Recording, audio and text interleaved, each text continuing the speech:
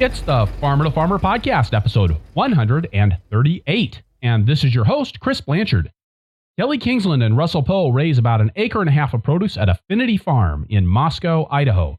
With sales to a farmer's market, a small CSA, and restaurant and retail stores, Kelly and Russell have created a lean, smart, and profitable farm that has provided a right livelihood for 16 years. We dig into the values that have informed their decision-making and their market development, including their decision to farm in a small but progressive city of Moscow. Kelly and Russell talk about how they developed a CSA model that really works for them as farmers, their efforts to foster an active market farming community, and their recent diversification into seed production, and how all of that ties back to a philosophy of giving good weight to their customers and their community. The Farmer to Farmer podcast is generously supported by Vermont Compost Company, founded by organic crop-growing professionals committed to meeting the need for high-quality compost and compost-based living soil mixes for certified organic plant production. VermontCompost.com.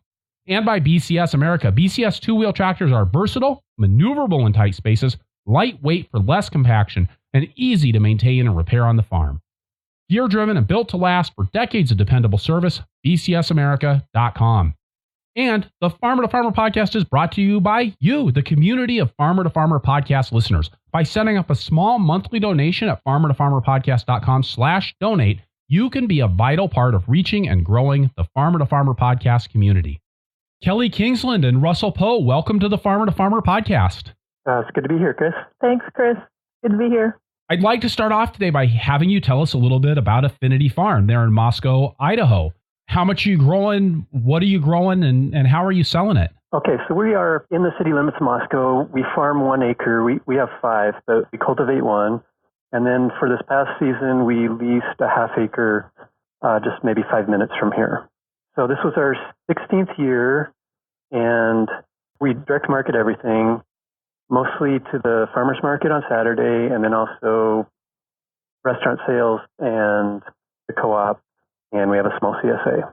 And just to ask, because I mean, 1.5 acres isn't a whole lot of ground. Are you guys making a living at this? Have you guys been making a living since 2001? Absolutely. Maybe not since the originally when we started, but for a long time now we have been. And I think John Martin sort of exposed people's ability to make a living off small acreage with sort of precise planning and marketing. When I set up to do an interview, part of the research I do is to look at people's farms on Google Maps. And, you know, you guys are right on the edge of the city and you're surrounded by the Palouse. I mean, one of the great agricultural places in the world. With all of that around you, why do you farm in the city? Well, there's a number of different reasons, sort of threefold reasons. It is a great agricultural region of the Palouse, but it's also 100% commercial chemical ag. So all that land is sprayed and, you know, not so great for organic farmers to be next to. And we also have a daughter, and she was in school, and we wanted her to continue in the Moscow school system rather than the outlying areas. Moscow is a liberal enclave of a university with a long-standing co-op and just a really great place compared to a lot of rural Idaho that's not. Mm-hmm. And then transportation. Yeah, we're really idealistic, and part of our driving force behind starting the farm was to reduce the petroleum consumption of vegetables and agriculture that gets traveled all over the place. So we wanted to be close. We drive about less than a mile to the market. That's a huge advantage. Now, Moscow, also not a big city, and you guys are making a go of it there. It's not a big city, but there's a great market here. And we also have Pullman, which is just across the border in Washington, maybe, 8-9 miles away. So there's another university there, WSU. We have University of Idaho here. So between the two towns and the surrounding, you know, people come from all over the county and several counties to come to this market.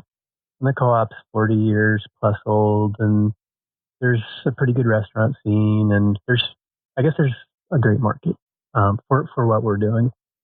And actually, Chris, I've shaken my head at you over the years, or listening to your podcast, and you sort of, saying, well, there's Madison and there's Portland and there's these cities that are really invested in local agriculture, but these small towns they're not viable. But, our market has 8,000 people that attended every Saturday through the 24-week season. And it's thriving. The food system here is thriving, and there's new farms all the time coming online, and they're not having an impact on our farm, and it's pretty awesome. And I think there's a lot of towns across the U.S. that small farms are absolutely viable. Was that the case when you guys started farming in 2001? I think to a degree, but it's certainly blossomed since then, and we've kind of ridden that wave. And it is a great market, but it's all relative, right? So, just because we can count on selling out every week doesn't mean we could double or triple or, be a 20-acre farm and expect the same thing. So it's a great market for the, we can produce quite a bit off our acre-and-a-half, but we're also pretty keyed into, we don't want to overproduce, and we want to get paid for everything we grow. So we've kind of dialed in over the years each crop, and we're happy to unload a little bit for cheaper to restaurants at the end of the day, but mostly we count on selling what we produce, and I think that's just developed over the years. It's grown gradually over the years, and maybe decreased over the years as other people come in, and we have to compete with them. But marketing is definitely not. It's one of the easier things going for us. So selling what we grow is, I don't know. I feel lucky that we are able to just focus on the production rather than hustling the produce. Yeah, I was surprised to hear when you talk about making a living on the farm that you guys are doing just the one farmer's market and a really small CSA, and it sounds like a fairly small amount of wholesale. I mean, it doesn't feel like as much marketing hustle as what I'm used to hearing about from farms. Right. It's a good market.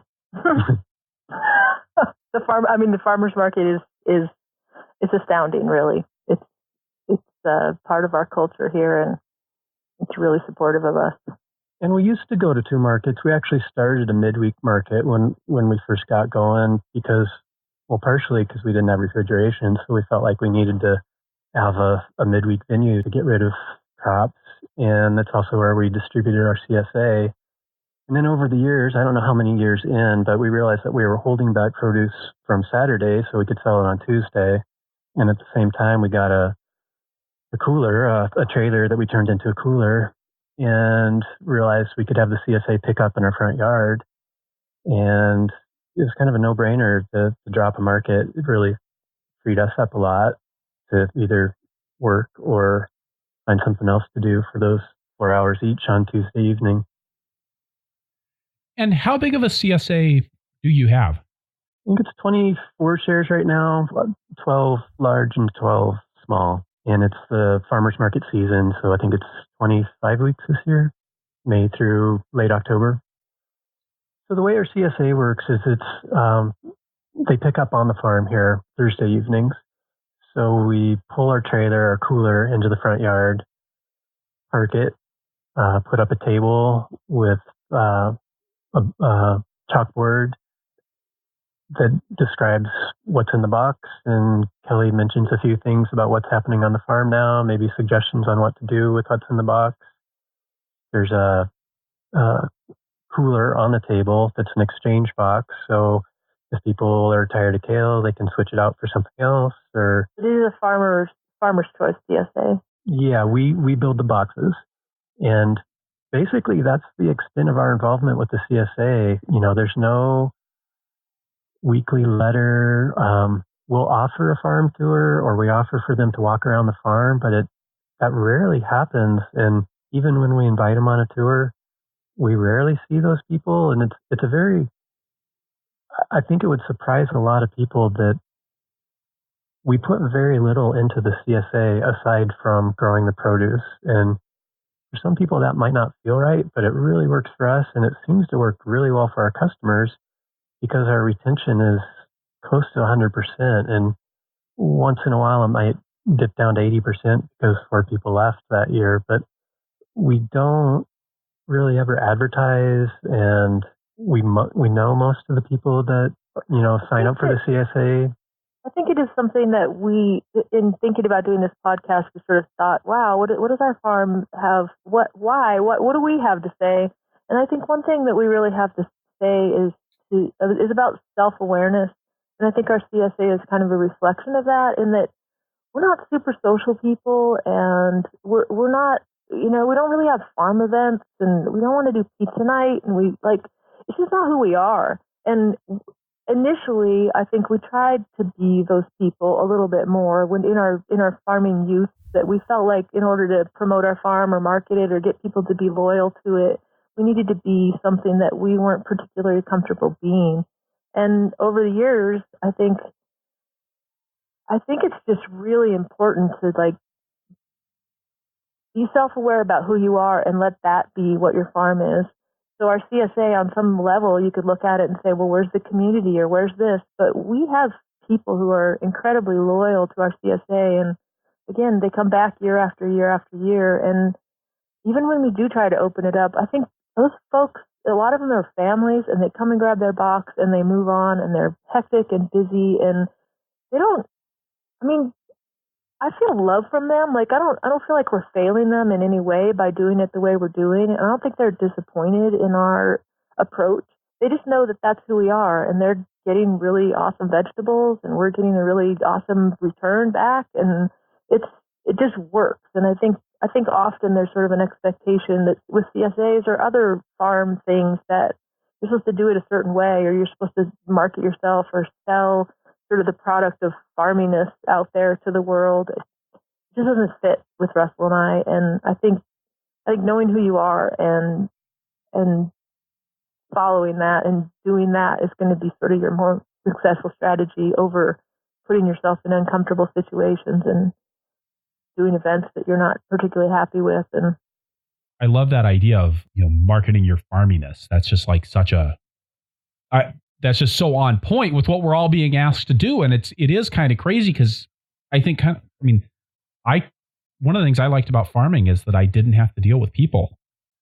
Right. I think farmers are often fairly reclusive people. You've got to, in order to be a good farmer, you've got to be pretty comfortable working on your own and being out there. And then there's the alternate side of that, the marketing side, or the expectation that you're going to, put on a show or, put on an event or do something that it doesn't necessarily fit your nature. And we got ourselves in a couple situations like that where it was just really uncomfortable for us to, be having a farm dinner or whatever. It's just not where we want to spend our time and how we want to spend our energy and the relationships we want to have. And so we sort of learned early on that we needed to just follow our path and be who we are. And, we would find there may be people out in the world that would be extremely disappointed with our CSA, but those aren't our customers, and we don't, tell them it's going to be anything different than what it's going to be. Initially, we get a new CSA member, we tell them pretty clearly that they're probably not going to see us much, and that, they're just going to be a box, and they need to kind of be adults in managing the pickup and not having somebody pick up the wrong box, or, we're not monitoring that either. We're not checking them off or anything. So they sort of self-select. And I think that works pretty well. Do you feel like the small size of your CSA is part of what drives its success in working with that model? I think it must be. Yeah. Right. Yeah. I think if we were 100 or 200 or 300 share CSA, we wouldn't be able to operate it the way we are. Yeah, I think that's got to be right. But again, following our sort of who we are, we wouldn't be happy with that. And, maybe that's driven part of the smallness, right? It's sort of a feedback loop. Jean Martin talks about, an acre and a half and $150,000 coming off of that. And we hear higher numbers from people like Connor Crickmore. Are you guys making those kinds of sales? How do your sales look relative to that on your acre and a half? I think it's reasonable to expect $100,000 off the acre and a half. And I know that people are making more, and more power to them if that's the direction they want to go. But I think in order to do that, you really have to start marketing more of the year, and you have to do microgreens, and you have to really focus on specialty crops that are really high value. And we do a bit of that, but we want the winters off. And we fiddled with microgreens a little bit and really didn't care for it. And we still grow corn and potatoes and winter squash that really don't yield much for the space. Actually, we grew dry beans and popcorn this year, which are incredibly low dollar productive. But I don't know. We want to be diverse, and we want to be financially viable, but we don't want that to be the only motivation for what we're doing. And yeah, I think we can say we're making a comfortable living, we're happy with it. And to me, that's more the point that we as farmers need to be concerned with is what do we need and how do we figure out how to get that? And right now it seems like there's I appreciate that people are talking about the finances of farming. And I wish that was present more in my, when I was doing the research and apprenticing, and it was all pretty hush hush. It seemed like at that point, but I also think that there can be an inclination now to have that be the main focus or only focus, and I think that's a bit dangerous because we're not just doing this for the money. We're, I don't know. It seems like most of us have a value system, and we're trying to do good in the world, and there's not a dollar amount that goes with that. Right. I mean, once you get beyond the idea that the dollar amount that goes with that is the dollar amount that lets you farm again next year. Right. Exactly. Yeah. You need to. And maybe come up with a retirement plan or, some plan for the future. Because like I said, I didn't start farming until I was 35. Russell's a bit younger. And, 16 years in, we're looking at like some decrease at some point with that. So it's not, it definitely goes beyond just farming next year. You have to make a plan for the future. And, my child went to college and, there's all these things that come up beyond buying seeds and equipment. I think it's interesting that you guys have chosen to not take that idea of maximizing the income and doing some fun things like the dry beans and the popcorn. And one of the things I really enjoyed on my farm was having room to play with different things. Right. And that's part of why we took on the extra half acre is that we are working towards making kind of as much money as we can, or, there is that piece. Like, we're not just all idealistic and fun, but we also craved trying some other things, and, just experimenting with all sorts of things. I guess seeds is one of them, and popcorn is another, and dry beans, and, it just gave us an opportunity to spread out a little bit and play. So you mentioned the seeds and the dry beans, and I want to come back and talk about your seed production. We've actually had some questions and some requests about that recently. But what else are you guys doing? Are you doing fruit and flowers and things like that as well as the vegetables and the seed crops? Not so much. We have blueberries, but when we started out, we did flowers. We both loved them, but they were one of the first crops that we winnowed out. And we used to call them, flowers were the crop that kicked our ass twice. So we would harvest them right before lunch with the crew, and the crew would be sort of not focusing super well and just sort of being ready for lunch. And so we'd have our ass kicked there. And then they'd all sit in the cooler until we got finished prepping for the market, and then we'd make bouquets. And so that would be the second ass kicking of the day with flowers. And off until midnight was kind of the issue, is something we could do in the dark. So I don't know. I think we both were relieved when we gave that one up. And then you mentioned fruit. We started off growing strawberries, which that's another great crop. And I love them. They're easy to sell. We have good climate for them. But it was just another crop that took crawling along on the ground, slow picking. And I think we were both, that was an easy one to give up too. And I think at this point, I don't know, this was only a few years in, maybe 3-4 years in. I think we were both a bit apprehensive, like afraid of how the customer's response would be. And it felt great to just decide to quit and realize that we get to decide and we don't have to please everyone. And there were a few people that were disgruntled and they got over it. So that was pretty empowering. But more to the point, basically we grow diverse vegetables. There's a few we don't grow, melons. We used to say okra, although we tried it this year for the last year. What else do we not grow? We focus on salad greens and kale and head lettuce and carrot, beet, chard, kale. Tomatoes. Yeah. Tomato and cherry tomato are big ones for us. Now, do you guys do a lot of production in high tunnels as well as outdoors? I'd say relative to our size, yes. So at home here we have 4. One of them's fairly small, and we move it every year. So that one's, I think, 12 by 48, and we'll move it each year. So that one can rotate. The rest are permanent. And yeah, we use them for season extension. We'll get a early season, greens crop out, and then put a summer crop in there.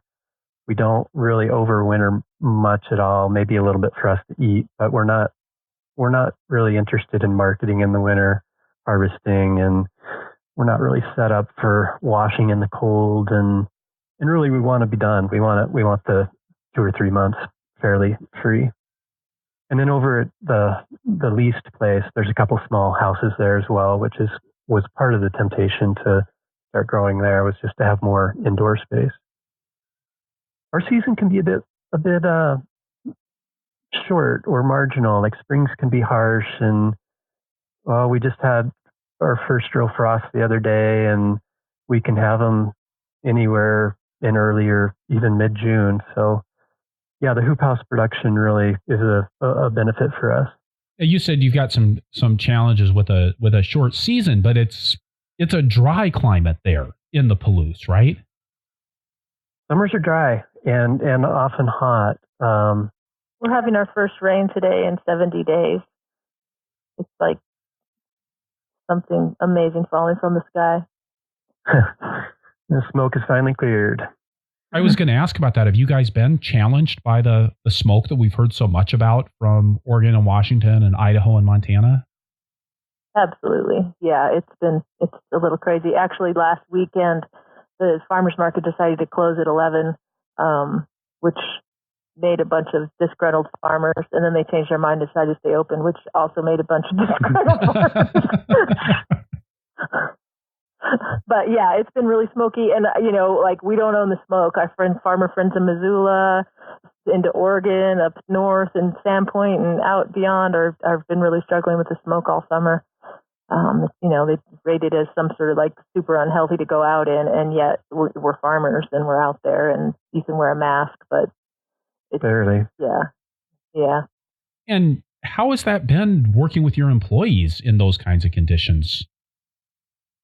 Well, I guess there's one day, was it just last week or the week before, that we canceled a Wednesday. Thursday, Friday, we pretty much feel like we have to work. We had masks for them. One guy wore one, the other didn't. They're tough and good and loyal, and we're grateful. And, And we tried just to do the minimal amount that absolutely has to get done, like harvest, basically, or for me, deal with watering or, and we can blow off some weeding or blow off some jobs that are less time sensitive. But yeah, they have a great attitude, and we're fortunate, and, we give them the out we leave it up to them if they get to choose if they want to work or not. And how many employees do you guys have?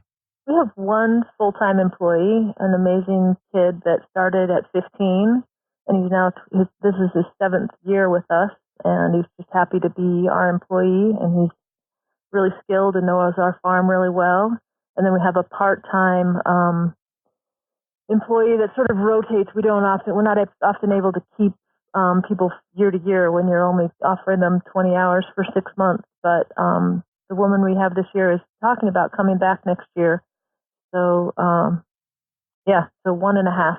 And I feel really lucky this year. Like, this is probably the smoothest crew we've had. Really productive, easy to get along. Like, communication's great, production's great, attitude's great. So we're really feeling grateful for that.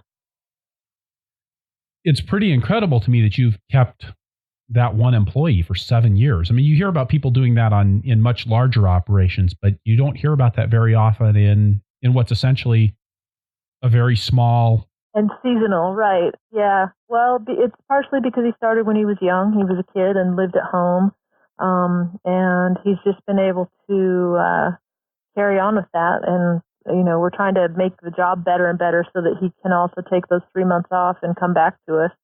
And we're sort of navigating that.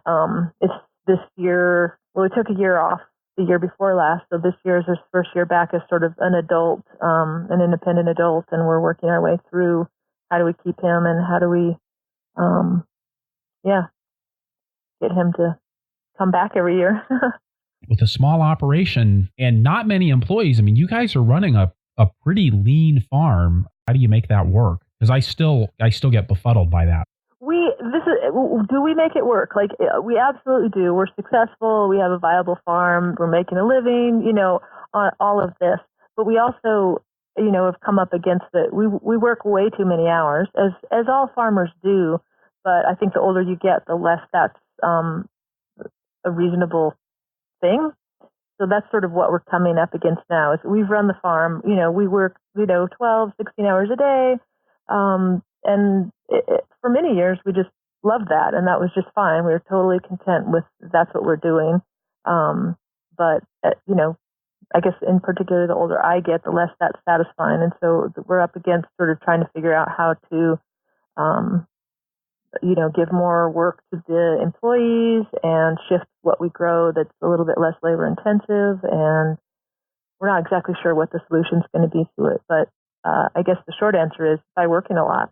That's an issue we're dealing with, well, kind of perpetually, but we're coming up against I feel like this is a really pivotal point in our sort of farm story, because we used to be content working 7 days a week, 6, 7 months straight, long days. And I think partially we didn't know any better, and partially we were kind of desperate, and it just felt worth it. And now we're to a point where we're not desperate and we get to choose. We're able to pay more attention to the quality of life. So it's going to be interesting to see how we adapt in the future years. But Kelly proposed an idea to me earlier this summer, kind of in the middle of crisis, and maybe crisis is too strong of a word, but she basically suggested that I ought to start thinking about maybe taking 2 days a week off, which is kind of hard for me to get my head around, because for me, that means, 24. Not working.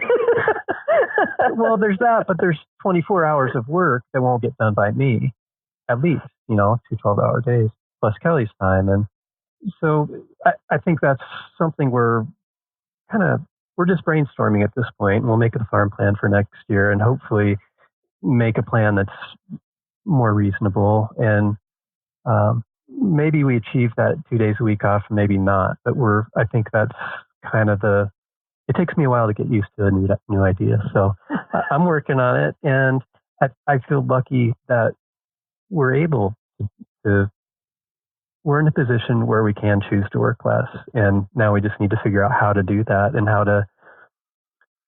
it's tricky because neither one of us really want to give up any of the production. But on the other hand, there's young farmers. There's more and more young farmers coming to our market every year.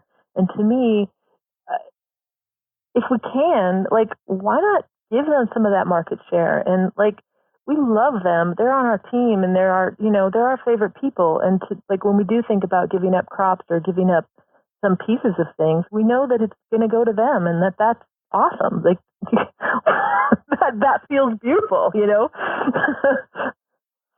Right. And we can go visit and hang out and have something to say because we're not exhausted. And I'm looking forward to it. It's an interesting dilemma, but I look forward to how the change unfolds. And you said this was a conversation that cropped up out of a crisis. Do you guys working as a couple? And you said out of a crisis that maybe wasn't quite a crisis. I feel like we need more terms for that, especially when it comes to farming, right? this is gradation on a scale of 1 to 10 in terms of crises. But yeah, do you guys have a structured way that you go about communicating between the two of you on the farm about, those larger priorities as well as the week to week and the day to day kinds of things? I think a couple of things come to mind. We have a couple of rules on the farm that when we started, and one was no working with headlamps, and one was no fighting. And like if we're going to struggle over things, then we need to reassess whether we want to be doing this and living this life together or not. So we get along really well, and there's not a lot of conflict. We don't exactly have a structured way of figuring out. Well, we sort of do, I guess. We definitely have crops. Like we say that, certain crops Russell's the boss of, and like I might and the crew might come in and work on them, but he's sort of the decider of how that crop gets grown, how it gets trellised, how to manage it. And then there's crops that I'm in charge of, that I'm the boss of, and Russell might come in and work on them or do something to them, but I decide. So there's really clear crop divisions in a lot of ways. And then there's crops that we share. We also do we do our farm walk once a week, and we figure out everything that needs to get done. And then mostly Russell, he's the planner. You'll hear when we get to Superpower, if we get there, that he's an incredible planner. So I sort of leave it to him to figure out, prioritize, set up crew, what the crew's going to do, and what we're going to get done throughout the week. But I think we agree on the priorities together, though, and that's maybe more to the point of how do we get along or how do we reduce conflict. And we need to be on the same page, or we need to be going in the same direction. And, maybe we're not all the time, but I think it's pretty easy to be aware of that and figure out the solution, or, acknowledge that, okay, there's tension here. Why? And what can be done about it? And,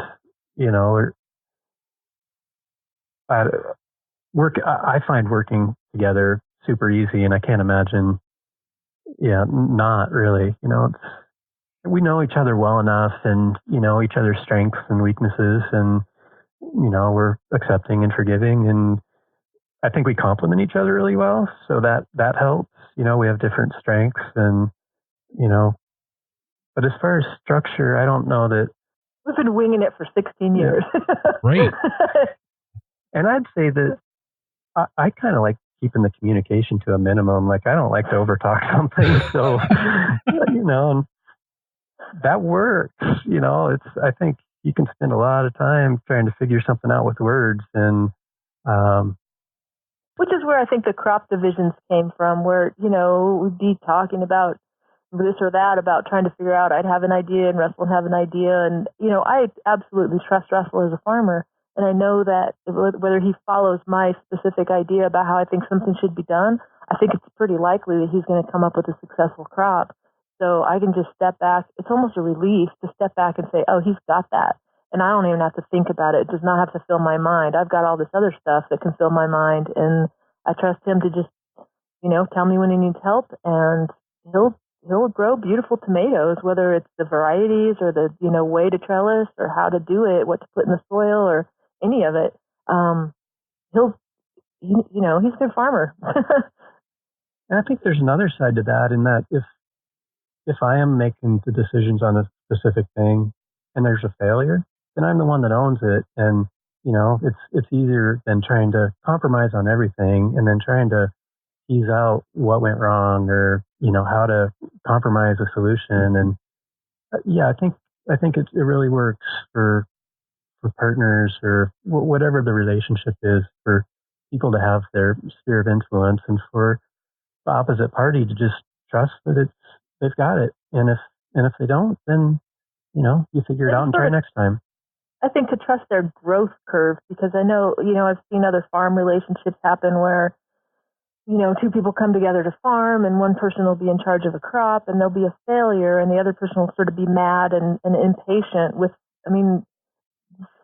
Trial and error is sort of intrinsic in farming, and that, in a relationship that isn't maybe as close as ours, it's easy to sort of blame and step back and feel like, well, that person isn't figuring that out. Where if they just let them have another year at that crop, it's probably likely that it would be improved. They'd fix those problems themselves, but it causes conflict. So I think it's important to always step back and let that person grow at their rate of growth. And, maybe at some point you give up and say, I don't think I can partner with this farmer because they're not figuring it out. But I do think we learn every year, right? I mean, that's part of what we love about farming.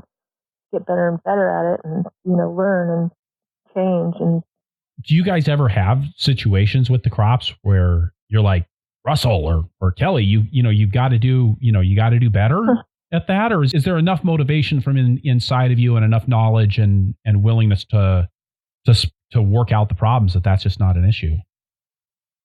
I think it comes up sometimes. So Russell, I do all the like potted seeding, and Russell's the direct seeder. So he's got, 3 different seeding implements that he uses, and he's always making adjustments and doing things. And I can go out there and see, a shoddy planting of arugula or this or that, and I can, I can be that way, but that's sort of not my better self. And I trust him to figure it out. I know that this isn't just like his final answer, and he's not just happy with the outcome. So he's going to continue to work on it to the best of his ability. And, I don't think there's a ton of that. Like, I don't know. I think we're kind of our own harshest critics. So when there's a direct seeding failure, it's pretty obvious. And,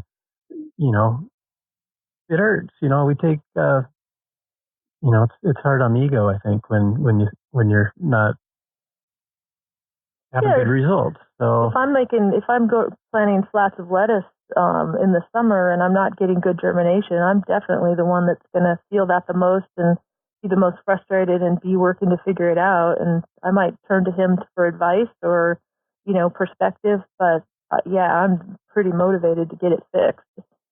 And I think there are circumstances where we'll put our heads together and say, what's going on here? Like, if it's not obvious, if it's not like, oh, you're not running the feeder right, or you're not, adjusting the feeder right. If it's a bigger issue than that, then, and we can't, if it's not super obvious, or there could be 4 answers to the one question, we'll figure it out together. We'll brainstorm and we'll come up with ideas together on what to change. Or I don't know. I think we've probably passed crops off to each other too. Or there's crops that either one of us has quit and passed to the other. I really like that and really admire. Everything you're talking about there with those. What you're talking about are really those human skills. That practice of being self-aware and being. I guess I'll just leave it there. That practice of just being self-aware. You mentioned that you do the weekly field walk. Can you describe what that looks like on your farm? Well, kind of stumbling around on Sunday morning with the clipboard, basically just looking at everything, writing down tasks that need done that week, and then later going in the house and organizing it into a schedule for the week. And sometimes bigger projects like, okay, we need to start thinking about hauling in compost, or it looks like there's going to be a little extra time this week. Maybe we should take on cleaning up that mess, or, stuff like that. But basically it's just wandering around on Sunday morning and noticing what needs done, and maybe looking for problems that have been ignored because we're too busy with other stuff, or kind of a time to step back and observe, rather than being a time to be pulling weeds or actually doing the work, having that. Yeah, we're not working during that time. And it's maybe an hour tops or even a half hour tops where we just, you can walk an acre and look at things pretty closely in a relatively short period of time. And I really like doing it Sunday morning because I've kind of been ignoring everything Thursday, Friday, Saturday, because we're, just focused on getting harvest out and marketing. We really don't do anything Saturday afternoon except maybe water. So I like just kind of reintroducing myself to the current situation and figuring out, what needs done first. And it helps me get my mind around the coming week. And even if we're going to be productive on Sunday or not, I really like getting the rest of the week figured out, especially who's going to do what, how much work to save for later in the week, and what can be done Monday and Tuesday. And with the dry weather that you guys have there in Moscow, are you usually able to plan out the week pretty reliably because you're not having to worry about the weather forecast changing much on Thursday when you're sitting there planning things out on Sunday? Yeah, I think that's fair, except like April, May. April, May can be pretty wet, and our soil can be pretty heavy. So, yeah, once it gets wet, that can be problematic as far as planting. And we try not to be in the garden at all when it's very wet. We will harvest if we have to, but yeah, once June comes, or even mid-May, yeah, we can pretty much count on it being dry enough to do whatever we want. We use tarps a bit if we have to. If we know there's a big planting coming up and there's a rainstorm, we'll tarp it to keep it dry. But yeah, we can plan on not having rain, that's for sure. What are you guys doing for irrigation? We have a well that it's a little less than 3 gallons a minute. We pump into a cistern 24 hours a day, and then we pump out of it during daylight hours. And it's basically all drip. We have a few micro sprinkler setups that we can move around for either germinating small seeded crops, lettuce or carrots, or cooling crops. We'll grow head lettuce through the summer, so that can be a bit marginal here. So we shade cloth it, and once it's maybe over 95, we'll run micro sprinklers for just a few minutes, several times in the hottest part of the day. So the majority, all of the farm and our house runs on this 3 gallon a minute well, but maybe 6 or 7 years ago, we drilled another well, hoping for sort of more water. Obviously, it's pretty marginal. And we got water, but it's really rusty and kind of skanky. And we use it overhead to germinate cover crops. It's helped us in that we can sort of use it for certain things, but it'll cover leaves with rust, and it's pretty nasty. But we can germinate cover crops. And we don't even water them pretty thoroughly, which we used to be pretty skimpy on the irrigating buckwheat or Sudan, but now we can give it quite a bit of water, and they sure grow a lot better when they're not trying to live off of minimal water. I'm actually a little bit surprised to hear you talking about using crops like buckwheat and Sudan grass on as small of an acreage as you're on, because that becomes a real challenge to manage that when you're trying to maximize your productivity on that acre, to find the time to get those cover crops in. Yeah, the time's not so much an issue for us. We do have open beds, which I think maybe would surprise a lot of people. We do plant some of our beds 2 or 3 times.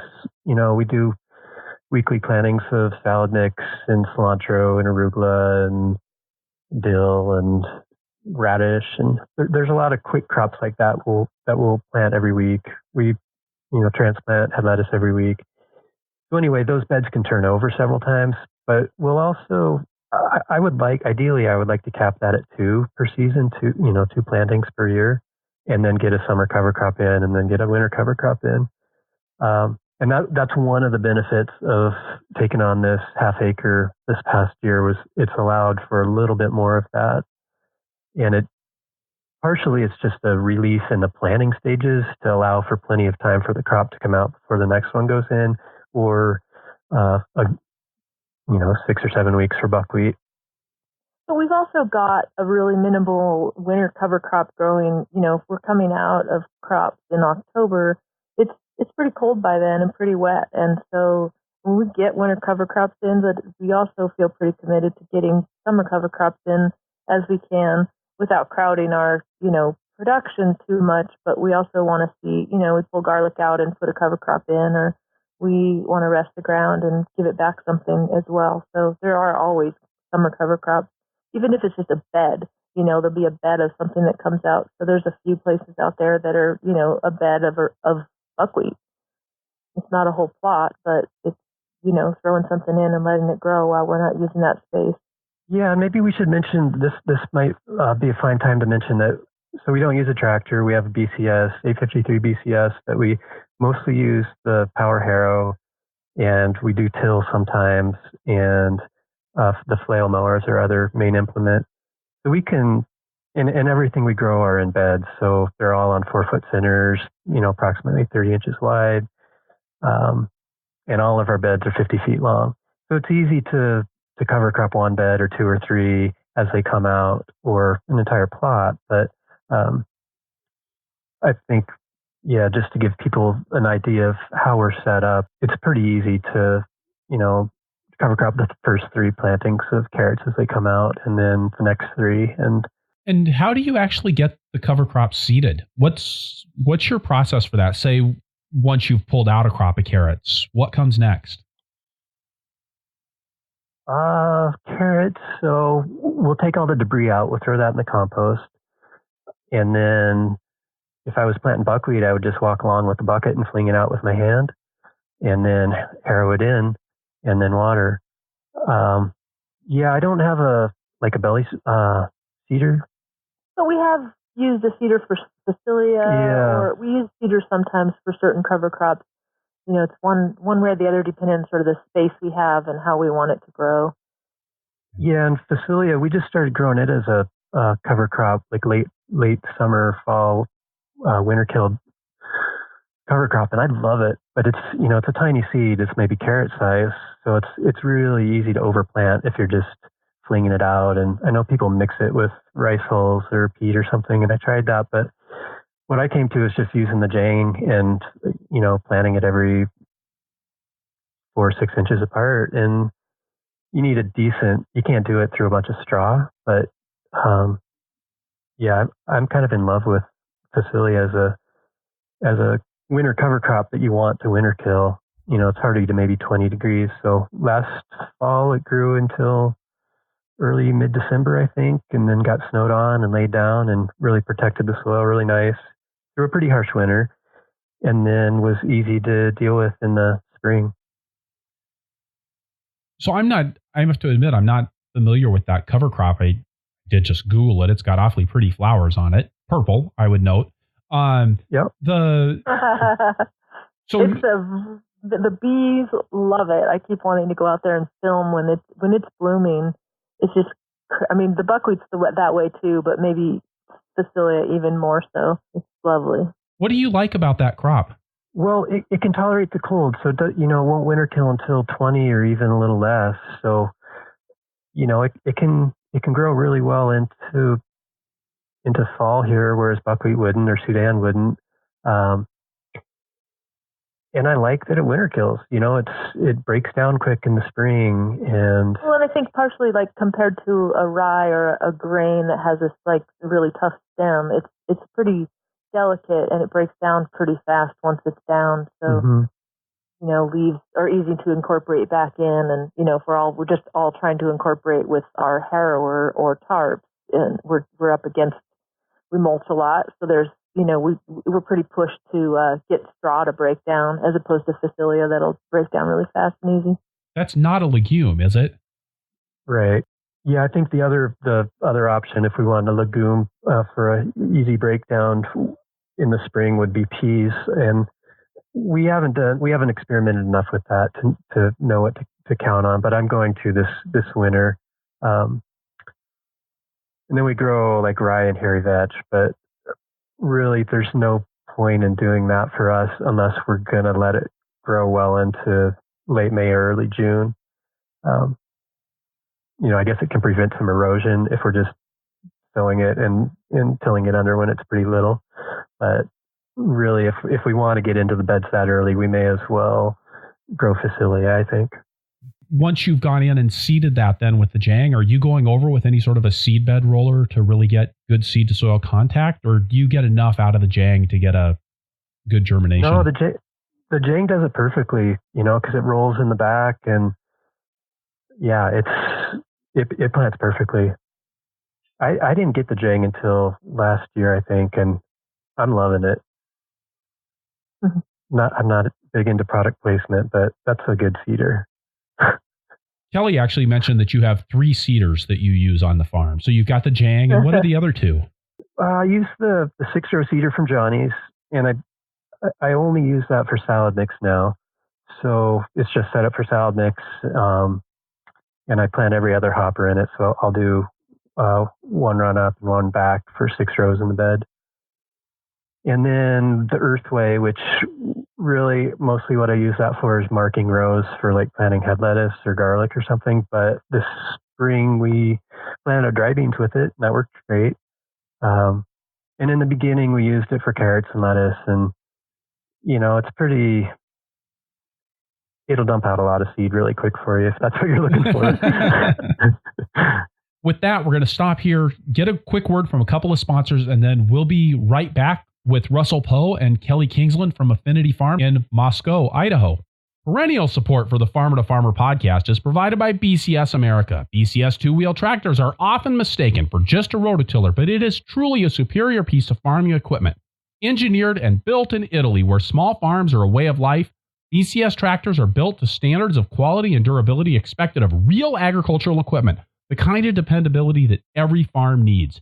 I've worked with BCS tractors for over 24 years, and I wouldn't consider anything else for my small tractor needs, and I'm not the only fan.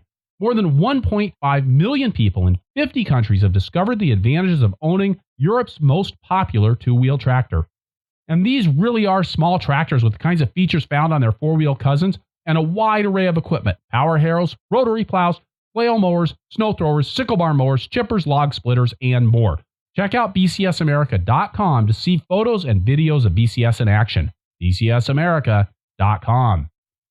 Perennial support for the podcast is also provided by Vermont Compost Company, makers of living potting soils for organic growers since 1992.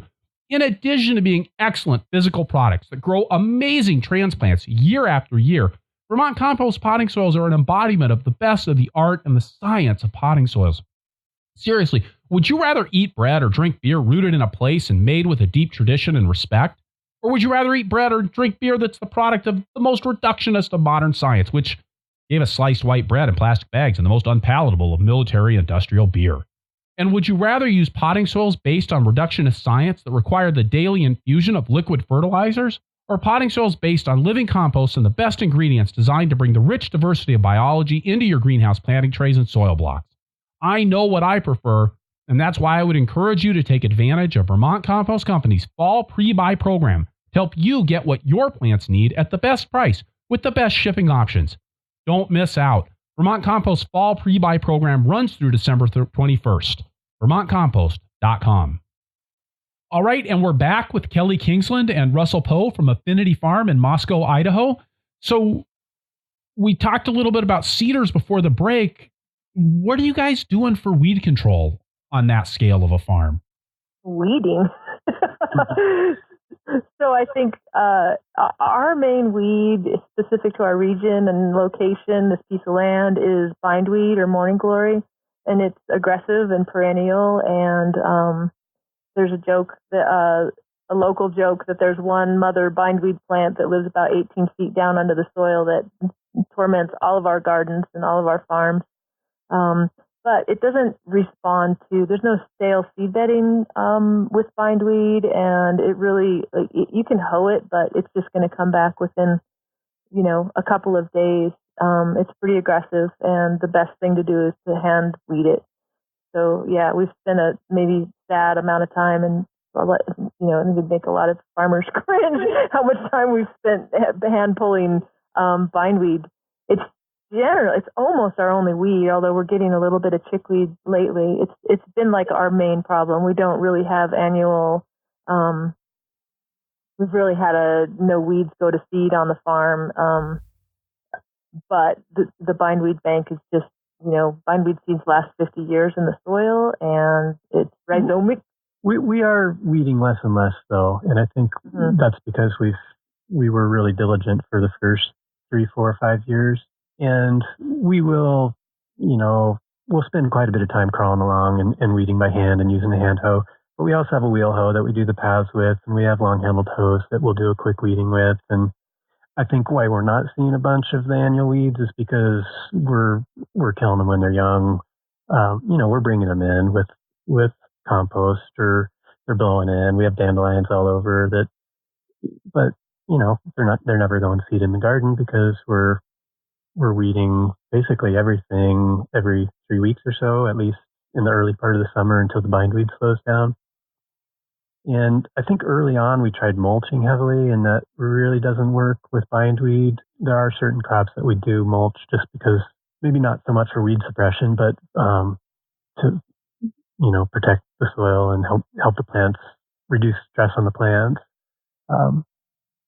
And then, I'm a little bit sad to admit that we're turning to landscape fabric for some crops, and I think we always had a pretty bad attitude about using plastic, in agriculture, but we're using quite a bit of it these days. The hoop houses, the drip tape, the plastic bags for produce, and now landscape fabric. And I think what kind of turned our heads towards that is we had a super bad thistle patch next to one of our greenhouses, and it started moving into the greenhouse and started to get worse and worse. And, even though we were diligently weeding it.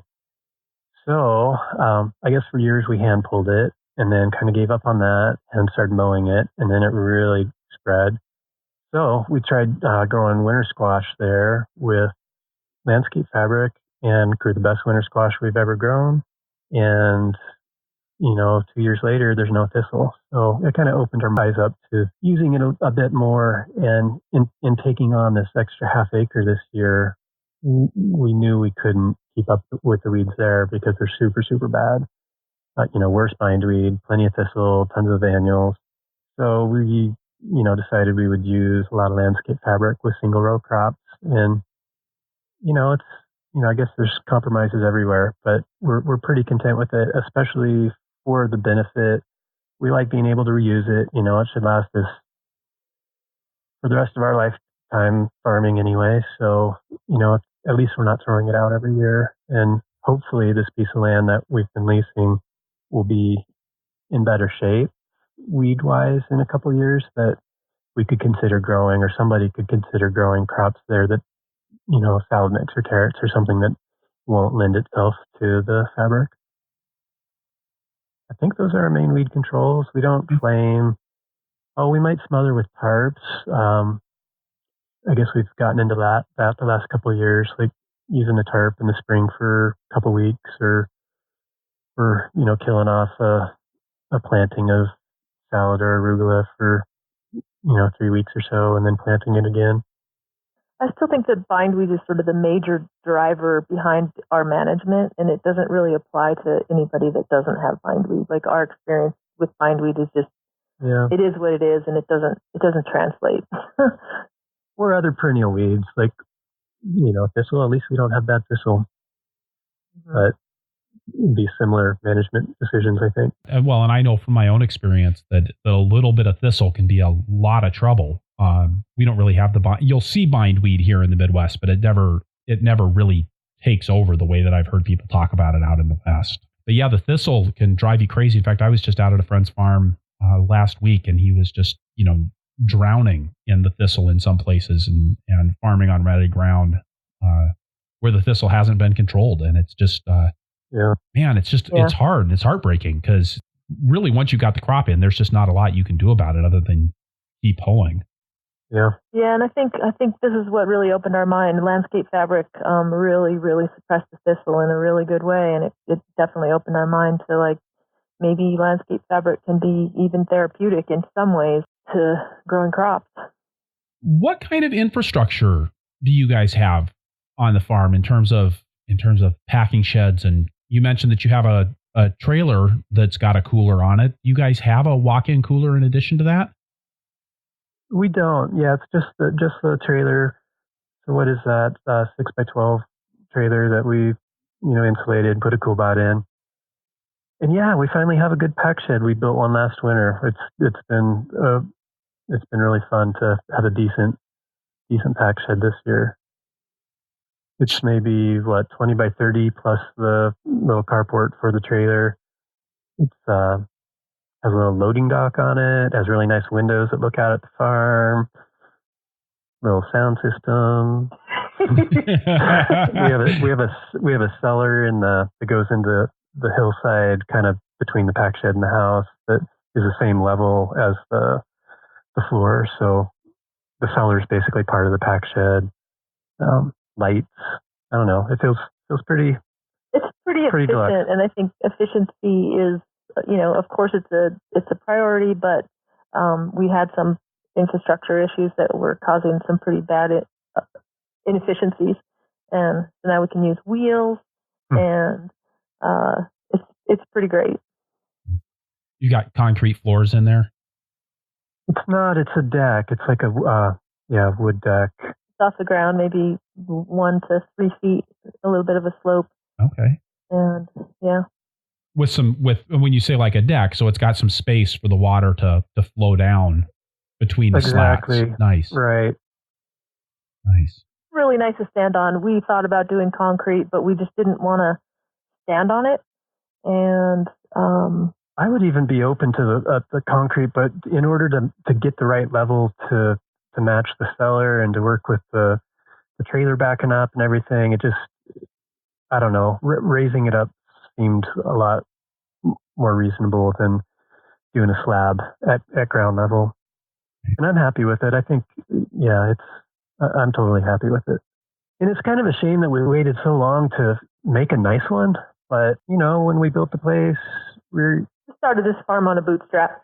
We were super low budget. We used recycled materials to build our first greenhouse. And, we didn't have any extra money. We didn't have extra money for a long time. So now that we do, it's nice to, put it into something that, will last and we can benefit from every day. And so, that's the main infrastructure I can think of. I guess there's a little barn that we use as a potting shed and, store hay and tools. And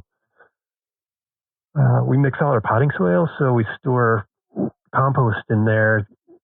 Like we get our compost this summer and then we'll, let it age in there in a bin over the winter and make sure there's some redworms in there to keep breaking it down, and then we'll sift it. And so I guess we spend a lot of time in there in the spring mixing soil, and that's where we store implements. And I guess the water system, there's a watershed that has that cistern in it, so there's an insulated building around it, and that's really convenient for us because it's cold storage for crops that don't want to be in the in the cooler. So we'll store tomatoes, eggplant, basil, zucchini, cukes. Yeah, cukes and zooks in there. And I think that's way better than the 38 or 40 degree cooler for all those crops. You guys are doing some seed production in addition to the vegetable crop production on your farm. We're just kind of dipping our toes into seed production. We're sort of exploring it as a possible future semi-retirement farming. And also it's just fascinating and inspiring. And we started out growing a few crops for Snake River Seed. It's a new co-op out of Boise. And then we're trying a couple other crops this year. And it's fascinating and interesting. And it's a whole nother world. And it's fun to have a challenge and to have something new to learn. And, even if we don't turn into, switching the farm over into seed production only, it's still, the process of learning is fun. And, it's good to have a new challenge. And, one of the crops that we're growing for Snake River Seed is Costata Romanesque zucchini. So Kelly's hand pollinating those, and I don't know, it's a pretty intimate way of growing a zucchini seed. It's, I don't know, we're still... it's like a different kind of satisfying where you're growing a vegetable and the person that's going to eat it or your customers are going to eat it. That's like deeply satisfying and really nurtured us for a lot of years.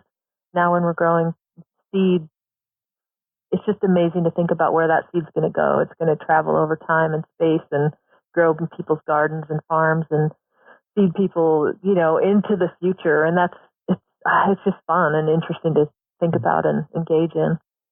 And where it's been, where it came from, and, people doing this over the years, and, the seed continuing, the plant continuing to evolve. And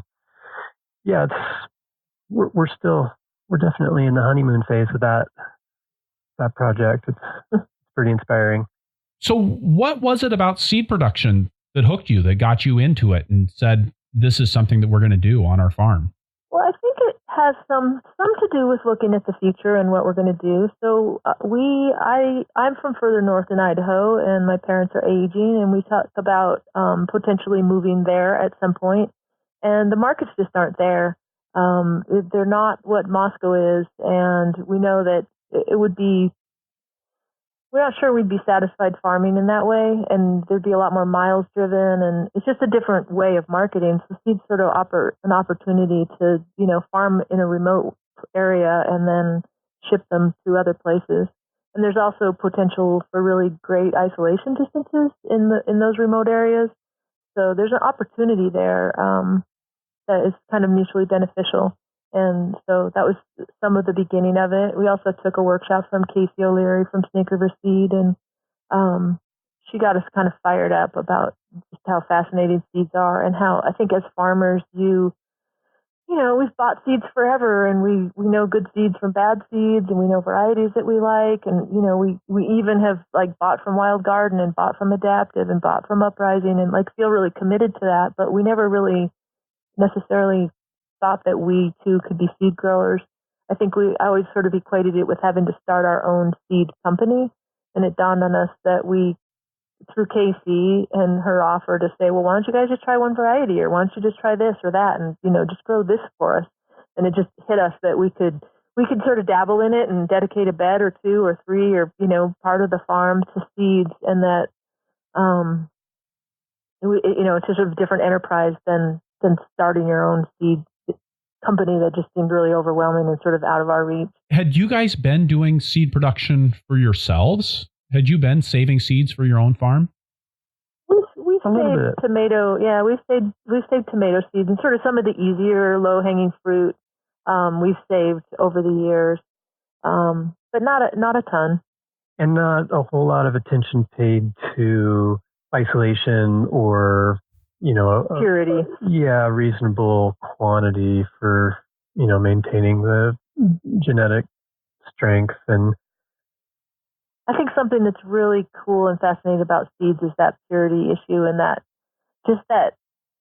while you're growing vegetables, you can kind of bend the rules or kind of make a compromise. And if the zucchini gets a little too big, you can either toss it aside and throw it in the field, or you can take it and maybe somebody wants to stuff it and make with seeds, there's no bending of the rules. There's no, if something's compromised, then that seed is not going to go, it's not going to be sold, and it's not going to go out. There's not a lot of margin of error. It's either good or it's not. And I think I really like putting myself up against that sort of black and white. Tell me about the workflow that goes into producing your zucchini seed. So when we first, Casey first suggested we grow some seed for her, we tried 5 different summer squash seeds sort of next to each other, but we were going to hand pollinate them. And it was a big mess. There was, they vine around, and we got some seed out of it, and that was fine. But this year we narrowed it down to just the costata. And so, we transplant them out and grow them like normal zucchinis. And then at the point they start flowering, we are taping flowers and hand pollinating and marking, and then they just grow and mature and turn into whales. That's what I call them, and they're beautiful. And it's just really fun to see plants go through their whole cycle all the way through food and into something else. So a lot of it's the same as growing a vegetable, and then there's pieces of it that are really different. And right now, those guys, we've harvested them. It's fall's coming. We've had our frost, and they're in the pack shed, curing and maturing, and they'll eventually be broken open with a hammer, and we'll extract the seeds.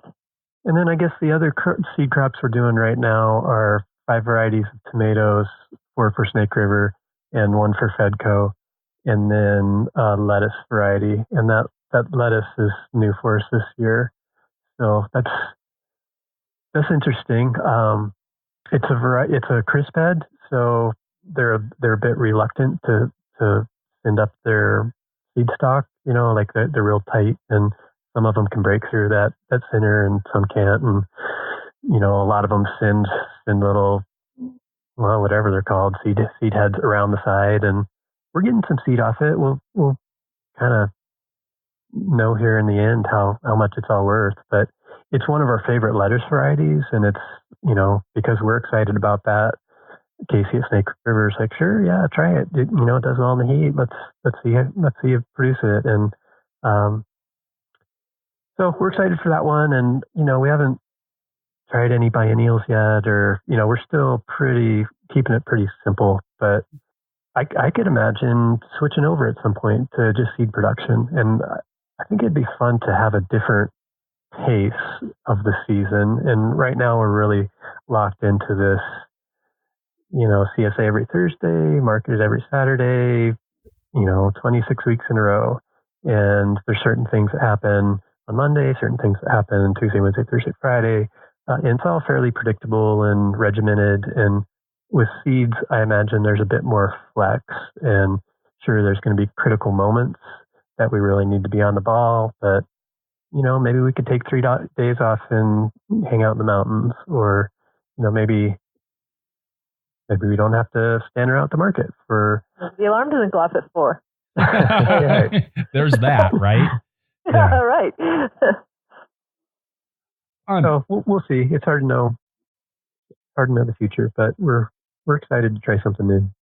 Well, I think it's important to find those things that, especially after 15 years on the farm, that engage you again and make it interesting and keep it fun and exciting. Yeah. Are you guys responsible for cleaning the seed? How much of that do you have to do? Or is it really just kind of doing a raw harvest and shipping that off? No, we're cleaning. And we can go down. Last year we delivered our seeds to Snake River Seed, partially just for a visit, but the tomatoes will be ready. They'll be in good shape. The lettuce, Casey has this fancy screen that has like rectangular slots in it that's really good for cleaning lettuce seeds. So we can use her screen for our final cleaning. We're cleaning, like the squash seed will be cleaned. They're sitting in the squash are sitting in the pack shed right now. They've been harvested for 3 weeks or so, but it's about time to bust them open and start cleaning them.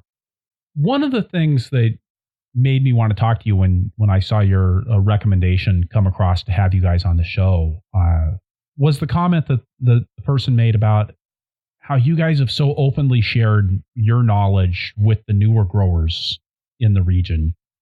I think that's been a really conscious decision. I think that there's like a why in the road that you can go. If you're an established farmer in a community and there's new young farmers coming in, I think that, you can go one direction and feel really infringed upon and maybe bitter. And I think a lot of young farmers sort of experience that from old farmers. And we have a young farmer here, Keegan from Victory Farm, who she really inspires us a lot. And her words about that was, "That's not a pretty look." And it really struck me that that's not who I wanted to be. Like, even if those young farmers take some of our market share, their mission is our mission. Like, we're on the same team, and I think that I just want to be that person that's welcoming and just, I guess it's intentional on that level that we just always want to be open and share and not feel, I think there's like that tightness of hand that you can have in the world where the tighter you grip things, the harder it is to hold on to them. And I think that these kids that are coming up, they're amazing, They're just like beautiful, amazing, inspiring farmers. They teach us things all the time. I mean, Keegan, again, not to quote Keegan, she really sort of changed our perspective at one point where she said that she sees a lot of farmers sort of being victims to their farms. And that she reminds us that, like, we're basically privileged to be farmers in this world, but we're privileged in a way that, like, farming is a choice, and that we could do all sorts of other things to make livings, and we're doing it because it makes us happy and because it inspires us. And there's no point in like feeling resistant to these young people that are coming along. So yeah, we've always tried to just reach out and welcome and share and encourage, and we get a lot back for it. Yeah, I think everyone benefits, and the more open we can be, the more open other people are willing to be, and that's a community we wanted to create. We all benefit, and maybe for people that hesitate with that, I feel like if we can't hold our own against the up and coming farmers, something's wrong. Like, we've had a head start, and we've had a long time to build our reputation, and we have the regular customers, and we can't blame our failings on the youngsters. So that's not really a legitimate argument, I don't think. And in addition to that, I think that farmers, in the end, farmers tend to be our favorite people. Right. Like, we're somewhat socially awkward or whatever, but when we're around farmers, we can talk all day long about farming. And for a lot of years, there were some farmers locally, but not a ton. And in the last maybe 10 years, there's been sort of the uprising of farmers in our area. And you can see it as competition. You can also see it as like, finally, we have a farm community. Yeah, it's a gift.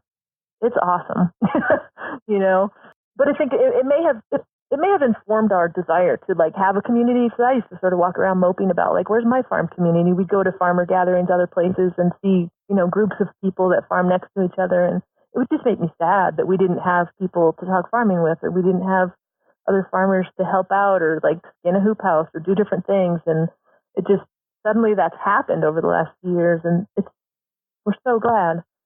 To that end, also we have started the farmer to farmer exchange that sort of came out of the Oregon one. We've been to the Oregon one that's been referred to on the show a few different times, and it just also always reminded me of how much I crave that and connection. So our geographic areas, we're in Idaho, but Idaho's kind of skinny and long right there. So there's other farmers. There's sort of farmers north of us, but there's not in our state. There's not farmers around us, really. We're just on Highway 95, and that goes north-south, and that's sort of it. And then there's Washington to the west and Montana to the east, over a big mountain range. There's no organization that really connected all of us. There's Washington Tilt, and there's the Montana Growers Union, and there's not a lot in Idaho except for down in southern Idaho.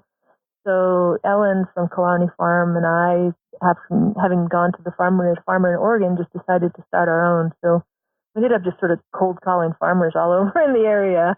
And this will be our 7th year, I believe. It's pretty cool that we're starting all to know each other, and the relationships that have come. I'll hear a farmer talking about getting a hold of so-and-so over in Montana to ask them a question about this or that. And it's just really heartwarming to have a connection with all of us, sort of a list of, we're all farming in the same bioregion, but we didn't have a means of being connected.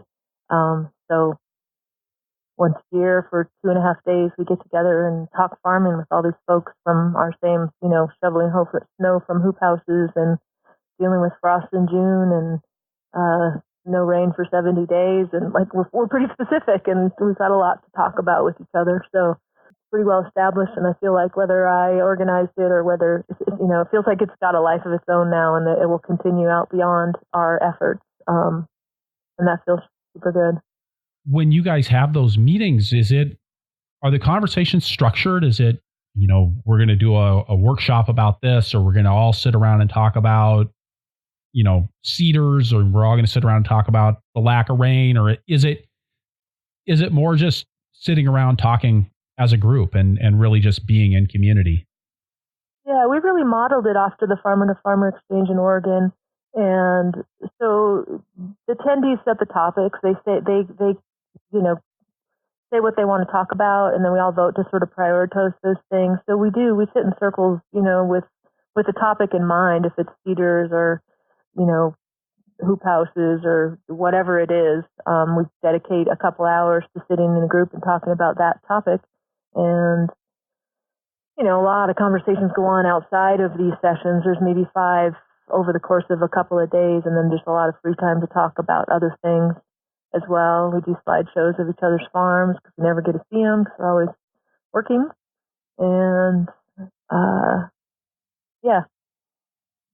With that, I think it's time for us to turn to our lightning round. We're going to get a quick word from one more sponsor, and then we'll be right back. This lightning round is brought to you by you, the listeners of the Farmer to Farmer podcast. And the nice thing about that is that I don't need to go on and on about it, because the fact that you're here probably means that you already think that the Farmer to Farmer podcast is kind of cool. If you value the show, please consider heading over to farmertofarmerpodcast.com/donate to have a look at our options for directly supporting the show. Your direct support helps make this show available to a wide community of farmers, farm workers, and farmers-to-be across the country and the globe. I would especially encourage you to check out the option to support the Farmer to Farmer podcast through Patreon, which provides a way to make a monthly contribution to the show. $5 a month comes out to just over $1 a show and makes a big difference in keeping the tractor running over here. That's farmertofarmerpodcast.com/donate. And thank you. So what's your favorite tool on the farm? Okay, it's a difficult question because I have many, but I will, for the sake of the lightning round, pick one and say the flail mower. I really like mowing through cover crop or, broccoli that's all infested with aphids and cleaning it up quick. And I didn't have one until a few years back. So yeah, I'm usually pretty happy when I'm running the flail mower. And if I'm not happy, I'm going to be happy when I'm done running it because it's going to look a lot better wherever I was. I mow all the lawn with a flail mower. It's, that's my choice. And how about you, Kelly? Geez, that's a really hard one for me. So I grew up in a machine shop, and tools are, I love tools, and I think I have an expectation that you kind of better love all of your tools. And if you don't, you probably ought to get rid of it and replace it with something else. I'd say, Kelly, they're not like kids, right? I mean, you can pick a favorite one and the rest of them aren't going to care. Geez, I don't know. Maybe the wheel hoe. We have a Valley Oak wheel hoe with a metal wheel, and it's pretty awesome. Also cleaning stuff up and just, it's pretty fast and easy to run. But I don't know that that's the tool that I thought I was going to choose when we started getting ready for this podcast. I'm looking at Russell to remind me. Yeah, he's saying self-awareness, and I have said that the whole time, that I think that's probably the best tool that you have is self-awareness, and just sticking with what makes you feel comfortable and what you like to do rather than putting yourself in miserable situations. And maybe that is it. How about self-awareness? All right. And Kelly, what did you do before you were a farmer? So many things. Like I said, I didn't farm until I was 35. So directly prior to that, I was the deli manager at the local food co-op. And I came to Moscow to go to school. I was studying social work. And prior to that, I was a wilderness survival guide. I did massage therapy, and I worked in my family's machine shop rebuilding cylinder heads. Many things. How about you, Russell? What were you doing before you were a farmer? Not much for work. A lot of odd jobs and seasonal work. Environmental activism. Yeah, that's pretty much what brought me to the area was environmental activism.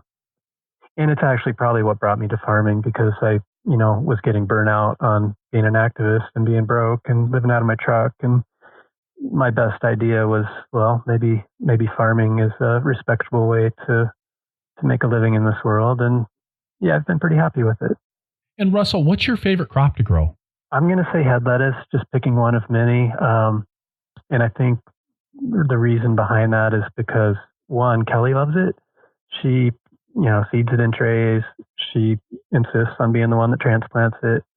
And then from then on, it's kind of my crop. So I water it. I deal with the shade or no shade, misting or not. And then I harvest. And I don't know, I kind of like the tag team on that. And then I also really like our head lettuce customers. It's not just the foodies. It's all kinds of people, normal, working class, old people. It's affordable. It's good food. I love eating it. We eat a lot of head lettuce.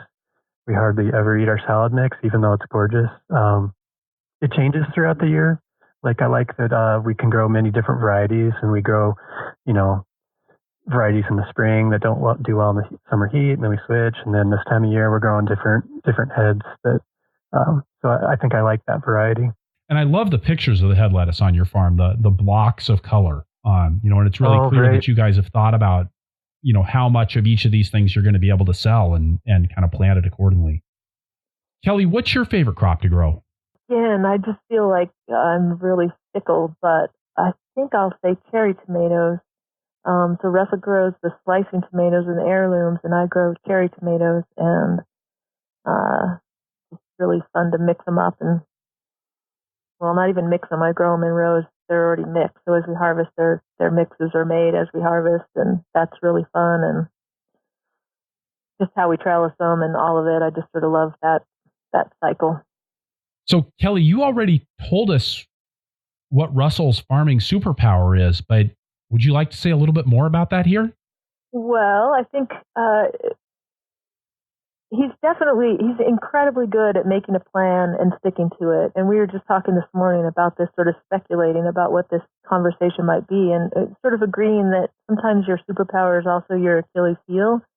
But he's really, really good at making a plan in the winter, and figuring out when crops are going to go in and when they're going to go out, and when you can flip a bed, and following that and sticking to it. And it's kind of incredible. And I've always been aware that my farm without Russell would not look as tight or as be quite so dialed in as the farm with Russell. So I think his superpower is that. I mean, on the other side, the flip side of that is that he's pretty driven to stick with that schedule and at his own expense and mine. And, sometimes it's kind of rough, but he's definitely good at it. And the farm's definitely benefited from it. And Russell, how about Kelly's farming superpower? Yeah, it's a tricky question for me. I'm kind of a literal person. So I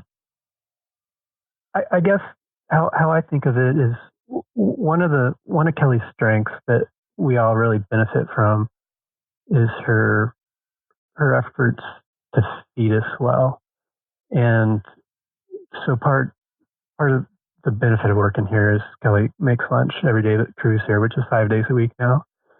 And it's always really good. It's always, centered around whatever's in season, and we eat really well. But then on top of that, she's also really focused on preserving food for winter. So, it's kind of above and beyond what really the farm needs, but it adds to a quality of life that we really count on to eat well, and to eat well all year, and to eat seasonally, and eat our own food. And yeah, I think it's one of those decisions that we've made over the years to really value and, make time for. And it might mean that she's, not in the field for a couple half days a week because she's canning or, drying cherry tomatoes or whatever. But we really benefit from it. And I don't know if that qualifies as a superpower or not, but it's a pretty great complement to what we have going on here. And finally, Russell, if you could go back in time and tell your beginning farmer self one thing, what would it be? Oh, maybe to relax. I think I used to stress out a little bit too much, and maybe that's just, my personality that's something I'll need to be aware of forever. But, that said, I'm really not into having regrets or to looking back and saying, oh, I wish I'd done this or that, or if I'd done this, things would have turned out differently. And I'm really happy with where I am and where we are and what the farm looks like. And